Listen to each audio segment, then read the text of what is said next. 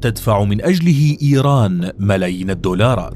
ينطلق من العراق ليستقر في سوريا، وقد يصل لاحقا إلى لبنان. تغيير ديموغرافي وتغذية للطائفية، سردية تاريخية لم يصدقها أحد، تريد إيران تطبيقها على أرض الواقع. حسينيات ومراقد شيعية، وكلها بحماية ميليشيات طائفية. طريق السبايا، احتلال بحجة الدين. في ديسمبر من العام 2020 أعلنت العتبة الحسينية العراقية عن بدء أبحاثها لتقصي ما أسمته طريق السبايا، مستندين في ذلك التقصي إلى حادثة تاريخية قديمة للغاية تعود للقرن السابع الميلادي. فوفق تصريحات رسمية فإن الطريق يعتمد على آثار مسير موكب سبايا آل البيت الذي مر من منطقة آسكي موصل في العراق إلى نصيبين في تركيا، وذلك بعد واقعة الطف الشهيرة التي حدثت في كربلاء في 10 من محرم عام 61 للهجرة، والتي سجل فيها استشهاد الحسين بن علي بن أبي طالب ومعه عدد من أهله وأصحابه على يد الجيش الأموي الذي اعترض طريقهم خلال توجههم للكوفة في العراق، وذلك وفق الرواية الشيعية. وعلى ذلك الأساس بدأت العتبة الحسينية بأبحاثها. خارطة الطريق. يبدأ الطريق من الكوفة في العراق، وتحديدا من منطقة آسكي موصل التاريخية، ليتجه نحو الحدود العراقية السورية مرورا بمحافظة صلاح الدين والموصل، ومنها إلى قرب بلدة نصيبين التركية، ليدخل بعدها الأراضي السورية، وبالتحديد بين محافظتي الحسكة ودير الزور. يستمر الطريق داخل الأراضي السورية باتجاه الغرب حتى يصل مسكنه في حلب، ثم جبل جوشن، ومن ثم مدينة حما، ومنها إلى مدينة حمص وسط سوريا، ليعبر من خلالها لمدينة بعلبك اللبنانية، ومن ثم يحط في محطته الأخيرة في دمشق وعسقلان، وذلك بطول 90 كيلومترا داخل الأراضي العراقية دون الإعلان عن المسافة خارج الحدود، فيما تشير مصادر أخرى أنه قد يصل للشواطئ السورية ليساعد إيران على إرسال الدعم والتحرك بحرية. خطة محكمة. وفق مرصد آفاد الحقوقي، فإن المشروع يتضمن بناء مقامات ومزارات على طول الطريق، وسيتولى الوقف الشيعي إدارتها بالكامل، ما يعني أنه سيصادر عشرات الآلاف من الأراضي، وذلك بحجة مشروع ديني مقدس للشيعة.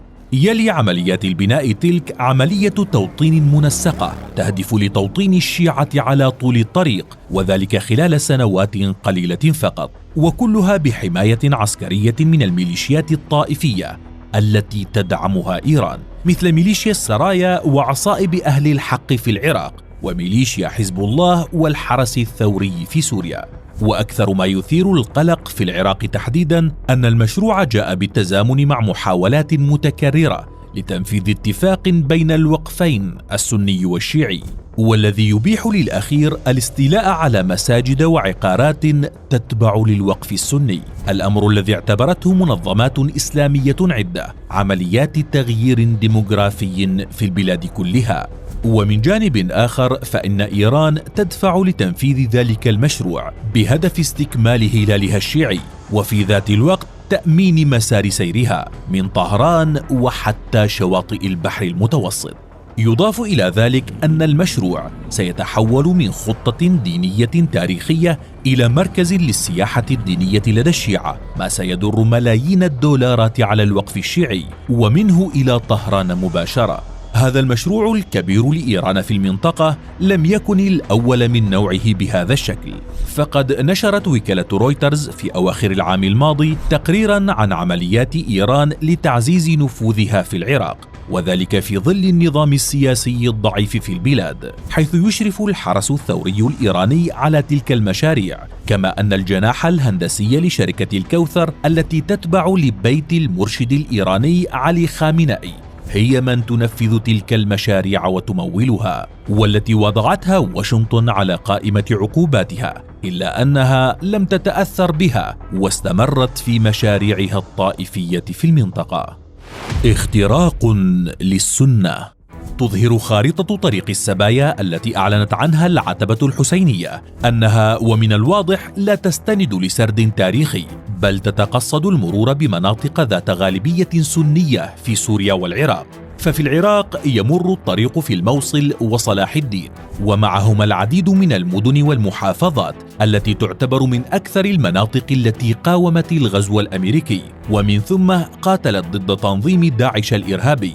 وذات الأمر ينطبق على سوريا، حيث يمر الطريق بأبرز المدن التي كانت شرارة لانطلاق الثورة ضد النظام السوري، مثل دير الزور وحمص، وقاومت بشدة ضد النظام حتى باتت كومة من الدمار ليتمكن النظام من السيطرة عليها. كما يؤكد شكل الخريطة أن الطريق يأخذ شكل هلال ستطوق من خلاله إيران أبرز المناطق السنية غربي العراق وشرقي سوريا، ما يضع مشروعها التي تحدثت عنه كثيرا حيز التطبيق على أرض الواقع.